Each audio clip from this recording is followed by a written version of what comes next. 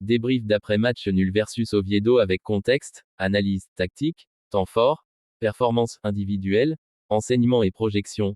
Bonsoir à toutes et à tous, c'est Cheikh Barça qui vous parle. On commence. FC Barcelone 3-0, REAL, OVIEDO. Une victoire de maîtrise, de patience et de talent. Le FC Barcelone a signé aujourd'hui une victoire nette et convaincante, 3-0, face au Real Oviedo, dans un match qui n'a pas toujours été spectaculaire sur l'ensemble des 90 minutes, mais qui a parfaitement illustré la maturité collective et la montée en puissance de l'équipe Blaugrana.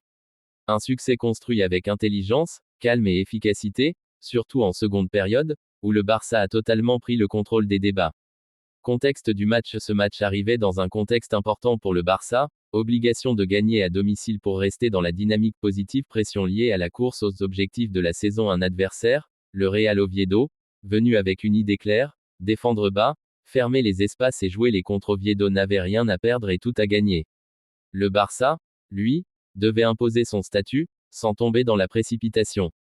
Première mi-temps, domination sans tranchant dès le coup d'envoi, Barcelone a installé son jeu, possession très élevée, circulation rapide du ballon, bloc adverse repoussé très bas, mais malgré cette domination territoriale, la première période a été frustrante. Les difficultés du Barça avant la pause. Oviedo défend avec deux lignes très compactes, peu d'espace entre les lignes, beaucoup de centres repoussés, manque de profondeur et de tirs dangereux. Le Barça contrôle, mais ne déséquilibre pas. Les occasions sont rares, et le gardien d'Oviedo est peu sollicité. 0-0 à la mi-temps, un score trompeur mais logique au vu du scénario. Ajustement à la pause. Au retour des vestiaires, on voit immédiatement un Barça différent, plus de vitesse dans la circulation, meilleur déplacement sans ballon, pressing plus haut à la perte davantage de prise de risques offensives. Le message du staff est clair, accélérer le jeu pour faire craquer le bloc adverse. Deuxième mi-temps, le Barça appuie et frappe. 52e minute, but de Dani Olmo, 1-0, le tournant du match. Après plusieurs séquences de pression continue, Dani Olmo se projette dans la surface, il est parfaitement servi, finition propre, efficace, sans paniquer. Ce but libère totalement le Barça et oblige Oviedo à sortir de sa coquille. 57e minute, but de Raphinha, 2-0, à peine le temps de se réorganiser pour Oviedo. Raphinha récupère le ballon dans une zone dangereuse, il repique et frappe fort, le gardien est battu, un but qui récompense son activité constante sur le côté, son agressivité et sa confiance. À 2-0, le match bascule définitivement. 73e minute, but de Lamine Yamal, 3-0, le moment magique du match.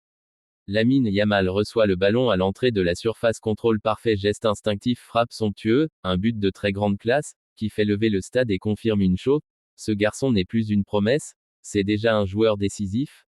Maîtrise totale en fin de match. Après le troisième but, le Barça gère tranquillement, Oviedo n'y croit plus, la défense Blaugrana reste solide, peu de situations concédées, les dernières minutes servent à faire tourner l'effectif, contrôler le rythme, éviter toute blessure. Analyse tactique. Ce qui a bien fonctionné, largeur sur les ailes, patience dans la construction, pressing efficace après la perte, meilleure projection des milieux en seconde période. Point à améliorer, trop peu de créativité en première mi-temps, manque de tir de loin avant l'ouverture du score par moment, circulation trop lente, performance individuelle. Dani Olmo très actif entre les lignes, un but important, un rôle clé dans la création. Raphinha percutant, décisif, constant dans l'effort. Lamine Yamal inspiré, audacieux, décisif, le joueur qui fait la différence. Défense sérieuse, peu d'erreurs, match propre collectivement. C'est eux que